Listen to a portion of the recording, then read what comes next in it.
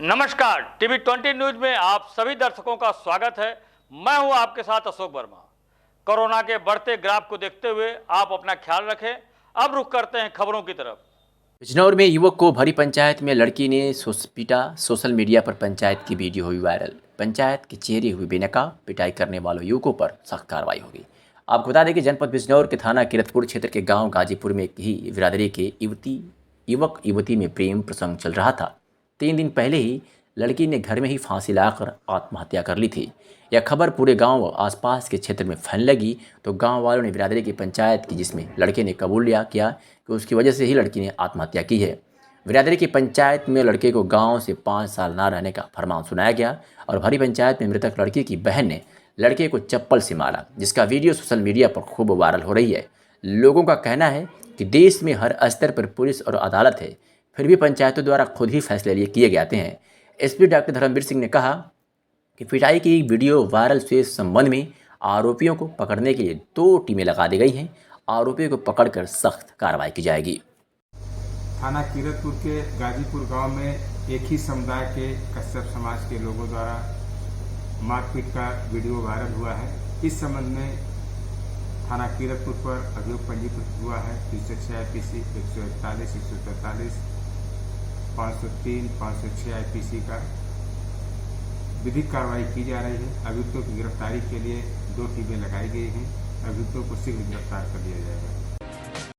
परशुराम सेना के प्रदेश अध्यक्ष संजय दुबे के आवास पर काले चौरा भगवान परशुराम की बरही मनाई गई। कोरोना संक्रमण के चलते कार्यक्रम में सामाजिक दूरी का पालन करने का विशेष ध्यान दिया गया।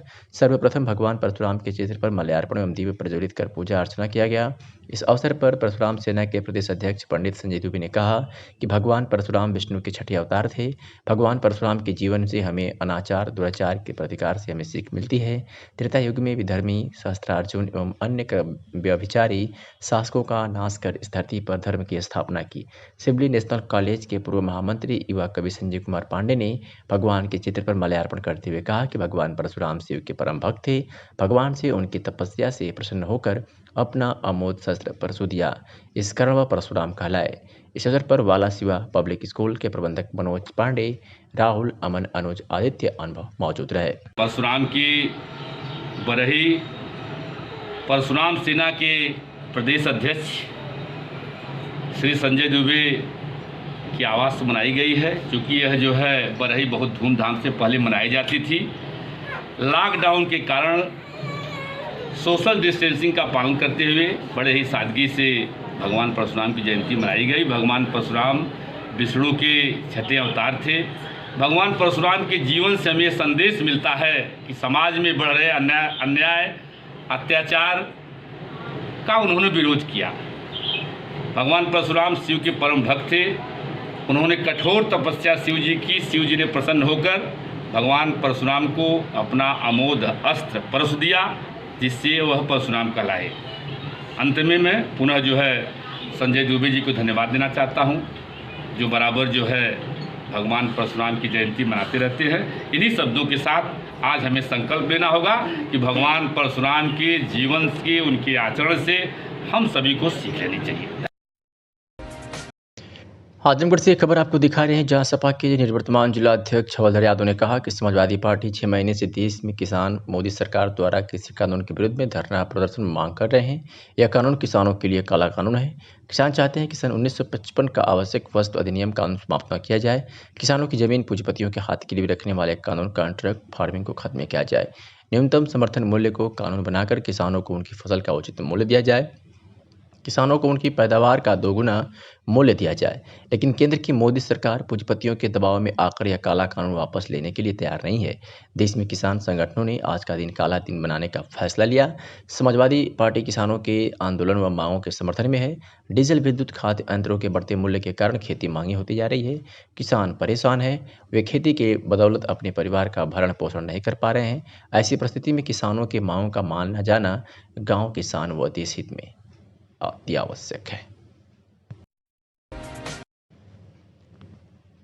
आजमगढ़ जनपद में पुलिस अधीक्षक के निर्देश पर अपराध व अपराधियों पर नियंत्रण हेतु चलाए जा रहे अभियान के तहत आज से अरवला पुलिस को बड़ी कामयाबी हाथ लगी है। आपको बता दें कि आजमगढ़ और अम्बेडकर नगर जनपद में विगत दिनों हुई जहरीली शराब से मौतों के बाद आजमगढ़ जनपद की पुलिस अलर्ट हो गई है और वो जगह जगह छापेमारी कर रही है और इस ऐसे कारोबार में जितने भी आपराधिक किस्म के व्यक्ति संलिप्त हैं उनकी धरपकड़ हेतु अभियान जारी रखी है। इसी के तहत आज 25,000 का इनामी D74 गैंग का एक सक्रिय सदस्य संजय सोनी को अरवला पुलिस ने गिरफ्तार कर लिया है। पुलिस अधीक्षक ने बताया कि संजय सोनी की 2 लाइसेंसी आबकारी की दुकान थी। उसके आड़ में मोतीलाल के साथ मिलकर अवैध शराब का ये कारोबार करता था। इसे आज गिरफ्तार कर लिया गया। इसके पास से भारी मात्रा में अवैध शराब व मोटरसाइकिल भी बरामद की गई है। इसके ऊपर 25,000 का इनाम घोषित था। मीडिया से हुई बातचीत में और क्या कुछ कहा पुलिस अधीक्षक सुधीर कुमार सिंह आजमगढ़ ने, आपको सुनवाते हैं। अभी हाल में अम्बेडकर नगर और आजमगढ़ में कुछ जहरीली शराब से मौतें हुई थी। इसके संबंध में जो उसके एक्टिव सदस्यों को जेल भेजा गया था, उसके संबंध में एक शराब माफिया गैंग का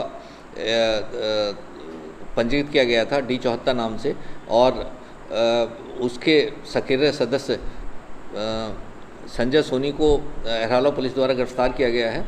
ये संजय सोनी मोतीलाल गैंग का एक सक्रिय सदस्य है और ये इसके द्वारा 2 दुकानें जलालपुर में और मित्तूपुर में थाना पवई क्षेत्र में 2 दुकानें अपने नाम से लाइसेंसी ठेके की ली गई थी और उसकी आड़ में मोतीलाल और उसका पूरा गैंग अवैध शराब बनाकर इन ठेकों से बेचा करता था। ये दोनों दुकानें संजय सोनी के नाम थी और इसके द्वारा उनका ठेका लाइसेंस लिया गया था। संजय सोनी एक सक्रिय सदस्य है, इसकी गिरफ्तारी की गई है। आज जेल भेजा जा रहा है और बाद में गैंगस्टर एक्ट की कार्रवाई कर इनकी इस धन से अर्जित जो प्रॉपर्टी है वो कुर्क की जाएगी। खबर आजमगढ़ की बुढ़नपुर तहसील क्षेत्र के अरौला थाना से है, जहां के बस्ती भुजबल गांव निवासी हरिराम विश्वकर्मा द्वारा आज उप जिलाधिकारी को ज्ञापन सौंपा गया, जिसमें हरिराम ने आरोप लगाते हुए कहा कि गांव के ही कुछ दबंगों द्वारा उनकी जमीन पर अवैध रूप से कब्जा किया जा रहा है। बता दें कि हरिराम विश्वकर्मा पुत्र राम सागर विश्वकर्मा मूल रूप से बस्ती भुजबल गांव निवासी हैं, जिनका विवाद काफ़ी दिनों से हरिलाल पुत्र भग्गू, सूर्यभान पुत्र हरिलाल, ब्रजभान पुत्र हरिलाल से मामला न्यायालय में चल रहा है, जहां न्यायालय द्वारा उक्त जमीन पर स्थगन आदेश दिया गया है। स्थगन के आदेश के बावजूद भी विपक्षी हरिलाल सूर्यभान ब्रजनाथ द्वारा पुलिस से मिलकर बीती रात 2 बजे के करीब टीन सेट लगाकर जमीन पर अवैध रूप से कब्जा कर लिया, जिसकी शिकायत हरिराम विश्वकर्मा द्वारा कई बार अरवला थाने पर की गई, लेकिन पुलिस प्रशासन द्वारा कोई कार्रवाई नहीं की गई, जिसके चलते हरिराम विश्वकर्मा विवश होकर इसकी शिकायत उप जिलाधिकारी बुढ़नपुर को ज्ञापन देकर किया और न्याय की गुहार लगाई। उप जिलाधिकारी अरविंद कुमार सिंह द्वारा तत्काल प्रभाव से थानाध्यक्ष अरवला को आदेशित किया गया। उक्त प्रकरण का मामला सिविल न्यायालय में चल रहा है। न्यायालय के आदेश का अनुपालन करते हुए कोई भी अवैध निर्माण न होने पाए जब तक वैश्विक महामारी की स्थिति सामान्य न हो, साथ ही शांति व्यवस्था बनाए रखने का आदेश किया। क्या कुछ कहा हरिराम पीड़ित ने, सुनवाते हैं आपको। क्या नाम है? हरिराम पुत्र राम सागर। क्या समस्या है? हरिराम पुत्र राम सागर निवासी ग्राम बस्ती भुजबल, थाना अरवला, तहसील बूढ़न। क्या समस्या है? हमारी ज़मीन पर अवैध रूप से कब्जा किया जा रहा है। किसके द्वारा? हरिलाल पुत्र भग्गू, सूर्यभान पुत्र हरिलाल, ब्रजभान पुत्र हरिलाल। क्या कब्जा, किस तरह का कब्जा है? न्यायालय में स्थगन आदेश, न्यायालय में मुकदमा चल रहा है। स्थगन आदेश के बावजूद इसकी शिकायत, स्थगन आदेश होने के बावजूद भी इनके द्वारा कब्जा किया जा रहा है। अच्छा, ये बताइए कि आपने इसकी शिकायत कहाँ किया है? हमने इसके पहले आपने कोई शिकायत किया था? इसके पहले अरवला थाने पर एप्लीकेशन दिया। तो पुलिस द्वारा क्या कार्रवाई की गई? आज तक कोई पुलिस नहीं आई। कोई कार्रवाई नहीं हुई। उसके बाद आपने क्या किया? इसके बाद मैं परेशान होकर SDM साहब के यहाँ उपस्थित। इन्होंने क्या कहा? एप्लीकेशन लेकर उपस्थित हुई। SDM ने आप लोग को क्या आश्वासन दिया? आदेश किए हैं जी। अच्छा, स्थगन के पुलिस को क्या आदेशित किए हैं कि कार्रवाई कैसी करेंगे? पुलिस यथास्थिति बरकरार रखे? जी। अच्छा, ठीक। और आजमगढ़ के ग्राम पंचायत वास स्थान रघुपुर ब्लॉक महाराजगंज आजमगढ़ के नवनिर्वाचित सम्मानित प्रधान 493 वोट से जीत हासिल करके ब्लॉक में दूसरे नंबर पर रहने वाली गीता पांडे के साथ सारिका श्रीवास्तव और अन्य सभी मेंबर का शपथ ग्रहण में समाज सेवी व प्रबंधक प्रधानपति अनिल पांडे और प्रमुख सांस्कृतिक व सामाजिक कर्मी अरविंद चित्रांश, सुखिया जगत से विनीत शुक्ला, प्रबंधक अमित पांडे, पूर्व प्रधान शिव मूरत सिंह, रामनारायण पाठक, विनोद सिंह, दिनेश राम, सत्य प्रकाश पांडे, उदय यादव, राजू यादव, चंदा पांडे, कमलेश पासवान आदि कोरोना प्रोटोकॉल का पालन करते हुए सीमित लोगों के बीच शपथ ग्रहण समारोह महाराजगंज ब्लॉक की ग्राम पंचायत वासनाथ के सेक्रेटरी ओकार मिश्रा द्वारा कराया गया। और अरविंद श्रीवास्तव चित्रांश ने बताया कि जिला पंचायत राज अधिकारी लालजी दुबे से दूरभाष पर वार्तालाप होने पर ग्राम सभा में साफ सफाई छिड़काव के साथ चक्रोड के लिए मिट्टी पटाई पहले से शुरुआत कर ग्राम विकास और सैनिटाइजेशन के लिए अग्रिम बधाई दी गई। प्रधान ग्राम पंचायत बांसखान ईश्वर की शपथ लेती हूँ तथा सत्य निष्ठा से प्रतिज्ञा करती हूँ कि विधि द्वारा स्थापित भारत के संविधान के सच्ची श्रद्धा और निष्ठा रखूंगी। मैं भारत की प्रभुता अखंडता अक्षण रखूंगी और मैं ग्राम पंचायत बांसस्थान के प्रधान पद के रूप में अपने कर्तव्यों का भय या पक्षपात अनुराग या द्वेष के बिना श्रद्धापूर्वक निर्वाहन करूंगी। अतः ईश्वर मुझे सामर्थ्य दे। बस अब आप लोग मैं जो पढ़ रहा हूँ यही अपना नाम ले लेके सब लोग पढ़ेंगे। बस ठीक है, पढ़ना यही है, लेकिन अपना नाम आप लोग ले लीजिए एक साथ। ठीक है, चलिए आप लोग सदस्य लोग अपना प्रारूप ले करके मेरे साथ बोलेंगे। मैं ईश्वर की शपथ लेता हूँ, सत्य निष्ठा से प्रतिज्ञा करता हूँ कि मैं विधि द्वारा स्थापित भारत के संविधान के सच्ची श्रद्धा और निष्ठा रखूंगी या रखूंगा। मैं भारत की प्रभुता और अखंडता अक्षण रखूंगी।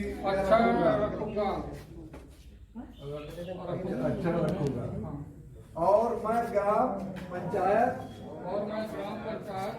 के सदस्य के रूप में अपने कर्तव्यों का भय या पक्षपात अनुराग या द्वेष के बिना।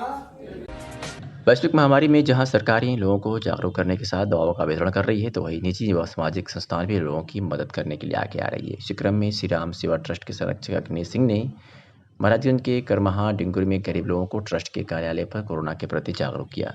ट्रस्ट के लोगों ने कोरोना से डरने की नहीं, लड़ने और सतर्क रहने के लोगों को कहा और स्वास्थ्य विभाग द्वारा बताए गए लक्षण देखने पर तुरंत डॉक्टर से संपर्क करने की सलाह दी। इस अवसर पर ट्रस्ट द्वारा लोगों को मास्क भी बांटा गया। अम्बेडकर नगर जनपद में आलापुर तहसील क्षेत्र के कमरिया घाट पर सरयू नदी पर बने पीपे का पुल नदी के जलस्तर बढ़ने व कटान के कारण आज सुबह 3 पीपे टूटकर कुछ दूर बह गए, जिससे आवागमन ठप हो गया। पीपे के पुल पर कार्य करने वाले मजदूरों द्वारा किसी तरह से लगभग 1 किलोमीटर दूर बहे 3 पीपे किनारे लाए, जबकि इस पीपे के पुल से आवागमन करने का समय 15 जून तक था। आलापुर तहसील क्षेत्र के कमरिया घाट पर सरयू नदी पर बने पीपे के पुल पर आवागमन करने की अवधि 15 नवंबर से 15 जून रहती है, जबकि इस समय नदी का जलस्तर अधिक होने पर कटान के चलते पीपे का 3 पीपा टूटकर सुबह कुछ दूर बह गया था, जिसके चलते आवागमन पूरी तरह ठप हो गया है। उस दौरान पीपे के पुल पर फंसे यात्री किसी तरह से जान को जोखिम में डालकर कमरिया घाट की तरफ से पीपे के पुल पर बल्ली व पटरी लगाकर बाइक और पैदल उतरकर अपनी जान बचाई। लोक निर्माण गोरखपुर के अवर अभियंता गौरव श्रीवास्तव ने कहा कि नदी के जलस्तर बढ़ने व कटान होने के कारण पीपे के पुल को आज से खोल दिया जा रहा है। उन्होंने बताया कि कटान का कारण पुल के अगल बगल खनन होने के कारण ऐसी स्थिति आई है और यह खनन लिंक एक्सप्रेसवे के ठेकेदार द्वारा किया गया है। श्रीवास्तव ने बताया कि अब पीपे का पुल नवंबर में चालू किया जाएगा। छत्तीसगढ़ में जिलाधिकारी के निर्देश के क्रम में जिला पंचायत राज अधिकारी लालजी दुबे द्वारा ग्रामीण क्षेत्रों में कोरोना कर्फ्यू के दौरान कोरोना संक्रमण से बचाव के दृष्टिगत कोविड-19 नियंत्रण अभियान विशेष अभियान के अंतर्गत साफ सफाई व सैनिटाइजेशन कराया जा रहा है। इसी क्रम में आज कोलबास बहादुर विकासखंड पलानी में बाईपास रोड की सफाई कार्य कराते हुए रोड के किनारे कूड़ा करकट के ढेर प्लास्टिक पत्तलात को हटाया गया। जिला पंचायत राज अधिकारी द्वारा चल रहे सफाई कार्य का निरीक्षण किया गया। इसके साथ साथ जनपद के विभिन्न विकास खंडों के ग्राम पंचायतों के अंतर्गत साफ सफाई एवं सैनिटाइजेशन सफाई कर्मचारियों द्वारा किया गया। अखिल भारतीय किसान महासभा आजमगढ़ जिलाध्यक्ष कमला राय के नेतृत्व में बुधवार को सगड़ी तहसील के माल्टारी बाजार में किसानों ने काली पट्टी बांधकर सरकार के प्रति विरोध जताया। इस दौरान जिलाध्यक्ष कमला राय ने कहा कि दिल्ली में लाखों किसान धरने पर बैठे हुए हैं। जो 3 काले कानून किसानों के खिलाफ बनाए गए हैं उसके विरोध में 6 महीने से किसान धरने पर हैं। सरकार इसके बारे में कुछ भी नहीं सोच रही है और किसानों का उत्पीड़न कर रही है। सरकार को वह काले कानून वापस लेना चाहिए। वही खाद के दामों में 3-3 महीनों में 2-2 बार सरकार ने बेतहाशा वृद्धि कर दी है, जिससे किसानों की कमर टूट रही है।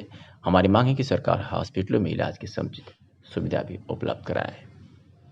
परिचय बताएं। मैं कमला राय, जिलाध्यक्ष अखिल भारतीय किसान सभा जिलाध्यक्ष आजमगढ़। किस तरह से आज ये धरना प्रदर्शन किस लिए? ये धरना प्रदर्शन दिल्ली में लाखों किसान धरने पर बैठे हुए हैं। जो 3 कानून काले कानून कृषि के खिलाफ किसानों के खिलाफ बनाए गए हैं उसके विरोध में आज 6 महीने से किसान बैठे हुए हैं दिल्ली पर। सरकार उसके बारे में कुछ नहीं सोचती है, उत्पीड़न कर रही है, उसको वापस ले, इसलिए किसान जो है धरने पर बैठे हुए हैं। दूसरी बात है कि खाद का दाम ये 3-3 महीने में 2-2 बार बढ़ा दिया है। डाई का दाम 2200 रुपया हो गया है, यूरिया का दाम भी बढ़ गया है। ऐसी हालत में किसान जो है पूरे देश आहन पर आज काला दिवस मनाया जा रहा है। काला पट्टी बांध करके पूरे देश में जगह जगह धरना प्रदर्शन घर पर, गांव पर, बाज़ार में कर रहे हैं। और इसके साथ साथ ये जो कोरोना है, कोरोना के बारे में भी सरकार जो दवाइयाँ नहीं मुहैया करा पा रही है, न तो अस्पतालों में ऑक्सीजन पूरा दे पा रही है, न तो वैक्सीन दे पा रही है, लेकिन ये कहती है कि सब पूरा कर रहे हैं, लेकिन एकदम सरकार झूठ बोल रही है। किसी भी अस्पताल में जाइए, सरकारी आजमगढ़ में चकपानपुर का छोड़ करके बाकी सदर अस्पताल में 10-20 आदमी रोज़ मरते हैं, लेकिन एक भी उसमें से नहीं निकलता कोई आदमी मरा है। अभी भदाओं के हमारे विभूषण राय भर्ती थे, वो कह रहे थे कि हाँ 8 मेरे वार्ड में 8 आदमी थे भर्ती, रोज़ 4 आदमी मरते थे। रात को सुबह 10-20 आदमी की लाश बाहर रहती थी, लेकिन कोई देखने वाला नहीं, कोई सुनने वाला नहीं।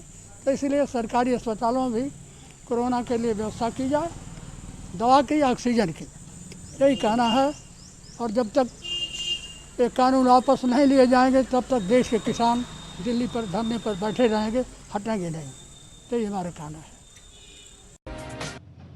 हमारा वायुमंडल कोरोना संक्रमण नामक विषाणु से दूषित हो चुका है। संक्रमित वायु श्वास मार्ग द्वारा फेफड़ों में प्रवेश कर फेफड़ों को जकड़कर श्वसन क्रिया को बाधित कर रही है और भयंकर कष्ट दे रही है। ऐसे में योग यज्ञ के द्वारा शरीर को स्वस्थ एवं वायुमंडल को स्वच्छ रखने का विधान बताया गया है। सगड़ी तहसील के अमुआरी गाँव में योग गुरु देवविजय के सानिध्य में ग्राम पंचायतवासियों ने योग व यज्ञ किया। इस दौरान योग गुरु ने योग के फायदे बताने के साथ साथ बताया कि हवन के माध्यम से जलाई हुई औषधि का प्रभाव श्वास द्वारा सीधे फेफड़े में पहुंचता है। यज्ञ से कीटाणुओं का नाश होता तथा वायुमंडल शुद्ध होता है। औषधियों को जलाने से धुआं सूक्ष्म शरीर होकर संक्रमण करने वाले कीटाणुओं का नाश करता है। औषधियों को जलाने में से सूक्ष्म औषधीय परमाणु स्वास्थ्य के द्वारा रक्त में प्रवेश करते हैं तो संक्रमण करने वाले कीटाणु अतिक्रमण नहीं कर पाते हैं। औषधियों के हवन का धुआं शरीर की रोग प्रतिरोधक क्षमता को भी बढ़ाता है। उन्होंने बताया कि हवन सामग्री में आम की लकड़ी, नीम के पत्ते, गिलोय, गूगल, चंदन को मिलाकर हवन सामग्री तैयार की जा सकती है। ये बातें योग गुरु देवविजय के सानिध्य में रवि प्रकाश यादव ने कही। आजमगढ़ जनपद में पुलिस अधीक्षक के निर्देश पर अपराधियों पर नियंत्रण हेतु चलाए जा रहे अभियान के तहत जनपद के विभिन्न थानों की पुलिस ने आज 26 मई 2021 के दोपहर तक कितने अपराधियों को गिरफ्तार किया है वो हम आपको बताने जा रहे हैं। आपको बता दें कि एसपी सुधीर कुमार सिंह के निर्देश पर थाना देवगांव की पुलिस ने एक वांछित अभियुक्त को गिरफ्तार करने में जहां सफलता हासिल की है, तो वहीं थाना अतरौलिया पुलिस ने भी एक मोटरसाइकिल चोर को गिरफ्तार किया है। बात करें अगर महाराजगंज पुलिस की, तो थाना महाराजगंज की पुलिस ने भी 60 लीटर मिश्रित शराब के साथ एक अभियुक्त को गिरफ्तार किया है। तो वहीं थाना अरवला पुलिस ने भी 10 लीटर देसी शराब, एक मोटरसाइकिल के साथ 25,000 के इनामिया और D74 गैंग के सक्रिय सदस्य को गिरफ्तार करने में बड़ी सफलता हासिल की है। सिद्धार्थनगर जिले में कई दिनों से मीडिया व सोशल मीडिया में विश्व शिक्षा मंत्री सतीश द्विवेदी के छोटे भाई अरुण द्विवेदी की कोटे के तहत हुई असिस्टेंट प्रोफेसर पद पर नियुक्ति को लेकर काफ़ी खबरें चल रही थी। आज दोपहर मंत्री के भाई अरुण द्विवेदी ने सिद्धार्थ विश्वविद्यालय कपिलवस्तु में कुलपति सुरेंद्र दुबे को अपने पद से इस्तीफा दे दिया और प्रेस वार्ता कर इस बात की जानकारी मीडिया को दी है। इस दौरान वह भावुक होकर बोले कि मेरे लिए मेरा परिवार सर्वोपरि है। यदि मेरे चयन के चलते मेरे भाई पर अनर्गल आरोप लगातार लगाए जा रहे थे, इससे आहत होकर आज मैंने सिद्धार्थ विश्वविद्यालय कपिलवस्तु के कुलपति सुरेंद्र दुबे को असिस्टेंट प्रोफेसर पद से इस्तीफा सौंप दिया है। पद से त्यागपत्र देने के संदर्भ में मित्रों, मेरी नियुक्ति दिनांक 21/5/2021 को असिस्टेंट प्रोफेसर के रूप में विश्वविद्यालय के मनोविज्ञान विभाग में मेरी योग्यता PhD, MA मनोविज्ञान गोल्ड मेडलिस्ट, DIPR DRDO रक्षा मंत्रालय से JRF SRF, 17 पब्लिकेशन, पुस्तकों का संपादन, 20 से अधिक नेशनल और इंटरनेशनल कॉन्फ्रेंस में पेपर प्रस्तुतिकरण इत्यादि के आधार पर निर्धारित प्रक्रिया के अंतर्गत हुई थी। परंतु दुर्भाग्य से मेरे कार्यभार ग्रहण करने के तुरंत बाद इस नियुक्ति को लेकर मेरे बड़े भाई डॉक्टर सतीश द्विवेदी व्यक्ति शिक्षा मंत्री उत्तर प्रदेश को इस नियुक्ति से जोड़कर मीडिया और सोशल मीडिया में उन पर निरर्थक, निराधार और अपमानजनक आरोप लगाकर उनकी छवि को धूमिल करने का प्रयास किया जा रहा है। मैं नहीं जानता हूँ मेरे कारण मेरे ईमानदार एवं कर्मठ तथा स्वच्छ राजनीतिक छवि वाले बड़े भाई के ऊपर कोई बेबुनियाद आरोप लगे। ये सब मेरे लिए असहनीय है। मैं मानसिक सतरात की स्थिति से गुजर रहा हूँ। मेरे लिए मेरे परिवार और बड़े भाई के सामाजिक राजनीतिक सम्मान से ज्यादा अहमियत और किसी भी चीज की नहीं है, इस महत्वपूर्ण पद की भी नहीं है। इसलिए मैं पूरी जिम्मेदारी के साथ अपने विवेक से आज दिनांक 26/5/2021 को अपने पद से त्यागपत्र दे चुका हूँ। नवंबर 2019 में आवेदन के समय मैं अपनी आर्थिक स्थिति के अनुसार EWS का प्रमाण पत्र प्रस्तुत बनवाकर आवेदन किया था। बाद में उच्च शिक्षा में सेवारत लड़की से विवाह कर प्रस्ताव आने पर अपने विवाह का बेहतरी के लिए प्रयास किया, जैसा संविधान ने अधिकार सबको दे रखा अपने जीवन जीने का और अपने जीवन को बेहतर बनाने का। लेकिन इस पर भी आहत करने वाले आरोप लगाए गए। यहाँ मैं ये भी स्पष्ट करना चाहता हूँ कि 2019 में विज्ञप्ति हुए इस पद के लिए मेरी सारी योग्यताओं को पूरा करते हुए। और ये प्रयागराज से खबर है जहां महंत नरेंद्र गिरी और शिष्य में विवाद का मामला तूल पकड़ता हुआ नजर आ रहा है। अखिल भारतीय अखाड़ा परिषद का हस्तक्षेप देखने को मिला है। हस्तक्षेप के बाद विवाद का पटाक्षेप हुआ। आनंद गिरी ने पैर पकड़कर माफी मांगी है। आनंद गिरी ने अपने बयान को वापस भी लिया है। निरंजन अखाड़े की पंच परमेश्वर से भी माफी मांगी है। तो खबर प्रयागराज से है जहां महंत नरेंद्र गिरी और शिष्य के विवाद का मामला यहां तक पहुंच गया कि अब हस्तक्षेप के बाद पटाक्षेप देखने को मिला और आखिर में आनंद गिरी ने पैर पकड़कर अखाड़े के पंच परमेश्वर से भी माफी मांगी है और अपने बयान को वापस लिया है। ओम नमो नारायण। मैं आनंद गिरी पूज्य गुरुदेव को कान पकड़ करके अपनी सारी गलतियों की सबसे पहले माफी मांगता हूँ, क्षमा मांगता हूँ महाराज से। और जो भी पिछले दिनों जो विवाद हुआ, उस विवाद का जो भी कारण रहा हो, जो भी परिस्थितियां बनी हो, उन परिस्थितियों में जो मेरी जिम्मेदारी है उसके लिए मैं क्षमा याचना करता हूँ। मैं चाहे वो प्रिंट मीडिया हो, चाहे इलेक्ट्रॉनिक मीडिया हो, चाहे सोशल मीडिया हो, इन सभी प्लेटफॉर्मों में जो मेरे द्वारा कही अनुचित बातें हैं उन बातों को मैं वापस लेता हूं और मैं बार बार क्षमा याचना करता हूं। मैंने हमेशा कहा है कि गुरु हमेशा भगवान के दर्जे पे होते हैं, उनके बिना मेरा अस्तित्व नहीं है। इसलिए मेरे द्वारा अज्ञानता में और नादानीवश जो गलतियां हुई उनके लिए क्षमा याचना करता हूं और अपने बयानों को, जितने बयान मैंने दिए उनको वापस लेता हूं। और साथ ही साथ अखाड़े के पंचों के साथ भी अगर मेरे द्वारा कुछ अभद्रता हुई हो तो मैं उनसे भी क्षमा याचना करता हूं, माफी मांगता हूं। मैं अपने सारे बयानों को वापस लेते हुए पूज्य गुरुदेव के चरणों को प्रणाम करता हूं। अब मैं महंत नरेंद्री। लखीमपुर खीरी की गोला गोकर्णनाथ से खबर है, जहां गोला गोकर्णनाथ के अंतर्गत थाना हैदराबाद क्षेत्र के गांव बाबरपुर में 56 वर्षीय राजेंद्र प्रसाद वर्मा पुत्तूलाल वर्मा ने रस्सी का फंदा बनाकर आम के बाग में पेड़ की डाली से संदिग्ध परिस्थितियों में लटक कर आत्महत्या कर ली। आपको बताते चले कि कल राजस्व विभाग से लेखपाल विजय मिश्रा ने मृतक के खेत की नापाजोखी की, जिसमें लेखपाल विजय मिश्रा ने 10,000 रुपये की मांग की। आरोप है कि इतना पैसा न होने की वजह से मृतक काफ़ी परेशान रहा। मृतक का खेत बाबरपुर से हटाकर झाबरपुर निकाल दिया गया है। इसी से मृतक मानसिक दबाव पड़ा था। सूचना पर पहुंची थाना हैदराबाद पुलिस ने शव कब्जे में लेकर पोस्टमार्टम के लिए भेज दिया है। आपको बता दें कि बीती सुबह लगभग 4 बजे अपने घर से करीब आम के बाग में पेड़ की डाली से पीले रंग की प्लास्टिक की रस्सी के सहारे फंदा बनाकर राजेंद्र प्रसाद 56 वर्षीय पुत्र पुत्तूलाल ने अपनी जीवन लीला समाप्त कर ली। गांव के बाहर आम की बाग में युवक की फांसी लगाने की सूचना की खबर क्षेत्र में आग की तरफ फैल गई और हड़कंप मच गया। कुछ ग्रामीणों ने आग की बाग में लटके राजेंद्र प्रसाद वर्मा के शव की सूचना हैदराबाद पुलिस को दी। मौके पर पहुंचे मृतक की पत्नी चेतन वर्मा ने बताया कि हमारे पति राजेंद्र प्रसाद वर्मा का किसानी के बजाय कोई दूसरा जरिया नहीं था। विकास पटेल ने पुलिस को दिए तहरीर में आरोप लगाया है कि राजस्व निरीक्षक लेखपाल विजय मिश्रा हमारे पिता से 10,000 रुपये की मांग कर रहा था।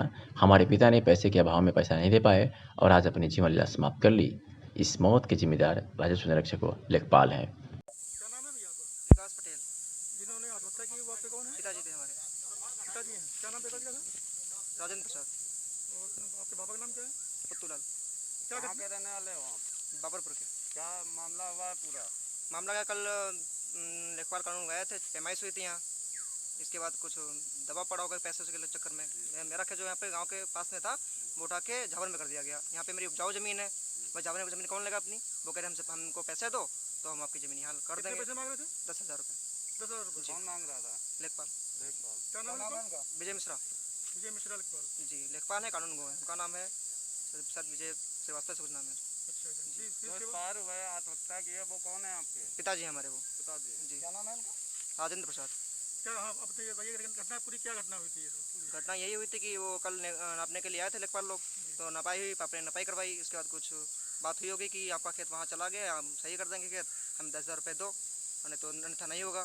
ये प्रधान जो थे जी, ये किसके, ये नव निर्वाचित प्रधान हुए हैं या पुराने थे जो पूर्व के? उनके कहने के अनुसार ये हुआ जी। कौन है? कौन थे प्रधान? हरवंश राज। हरवंश राज जी, पूर्व प्रधान है जी, पूर्व प्रधान है। घटना हुई है, कहाँ हुई है? कहाँ के निवासी हैं आप? हम निवासी बाबरपुर के हैं। बाबरपुर के। कौन है आप? क्या नाम है आपका? हमारा नाम हरिवंश कुमार है।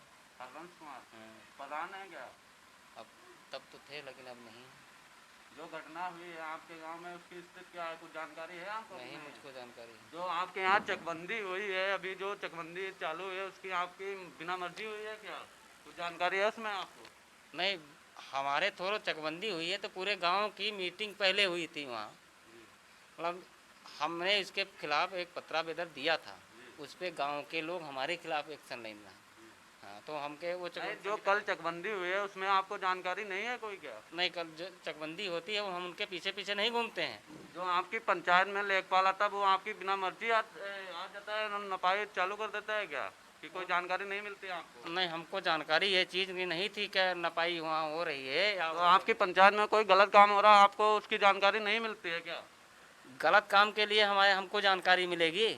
तो आप प्रधान है, अगर कोई सदस्य आ रहा है, बाहर से कोई अधिकारी आ रहा है, पहले आपसे संपर्क होगा कि गांव वाले से? वो जाने हमसे संपर्क करते क्यों नहीं करते हैं? तो आपको जब नपाई हो रही सूचना तो होगी नहीं, जो वहाँ आप पहुँच रहे थे? जब नपाई होगी तो गांव वालों को तो पता नहीं था कि आपको पता है कि नहीं पता है? ये गांव वालों ही नपवाते थे, अपने अपने गांव वाले ही उनकी व्यवस्था करते हैं। गांव वाले जिसके खेत नापते वही